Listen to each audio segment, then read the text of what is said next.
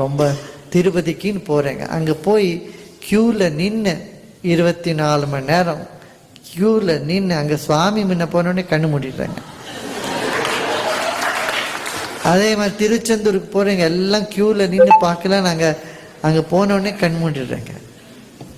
ஒருத்தர் கேட்டாங்க, குருஜி இது என்ன அங்கே போய் நிற்கிறதுக்கு 2 நிமிஷம் கூட நிற்க முடியறதில்ல, ஆனால் போனோடனே கண்ணு மூடின்னு தானே கும்பிடுறோம். சுவாமி கும்பிட அதுக்கு சரியானதுன்னு கண்ணு மூடி உள்ள தியான நிலையில் போனாதான் நம்மளுக்கு அந்த அனுபவம் உண்டாகுமே தவிர கண்ணு தெரிஞ்சு பார்த்துட்டே இருந்தால் அதில் ஒன்றும் பிரயோஜனம் வராது.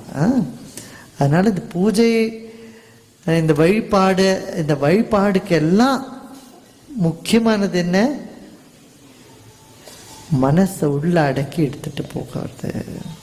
நம்ம மனசு ஓடுறது எங்கே பொருள் அதிகமாக இருக்கோ, நகைகளாட்டம் பொருளாட்டம், கண்ணுக்கு எது ரொம்ப அட்ராக்டிவாக இருக்கும், கவர்ச்சி இருக்கக்கூடிய ஒரு பொருளை ஏந்தி மனசு ஓடுறது. அதே மாதிரி நம்ம சாப்பிட்ற பட்சணங்கள் மனசு அது மேலே ஓடும். எங்கே நல்ல ஒரு இசை வருதோ மனசு அந்த இசையை நோக்கி மனசு போகும். அதனால் என்ன பண்ணாங்க, நம்ம பெரியோர்கள்லாம் ஒரு கோவிலில் எல்லாம் சேர்த்து வச்சுட்டாங்க. அந்த நகைகள்லாம் எடுத்து அந்த ஒரு சிலை மேலே போட்டு இங்கே பார்த்துட்டே இருங்க கொஞ்ச நேரம். அப்புறம் கோவிலில் போனால் பல விதமான பட்சங்கள் சாப்பிட்றதுக்கு இதெல்லாம் கிடைக்கும்.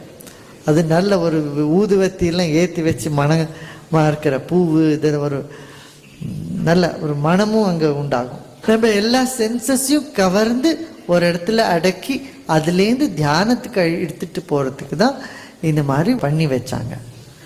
அதை நாம் சரியாக புரிஞ்சுக்காத தினமும் ஏதோ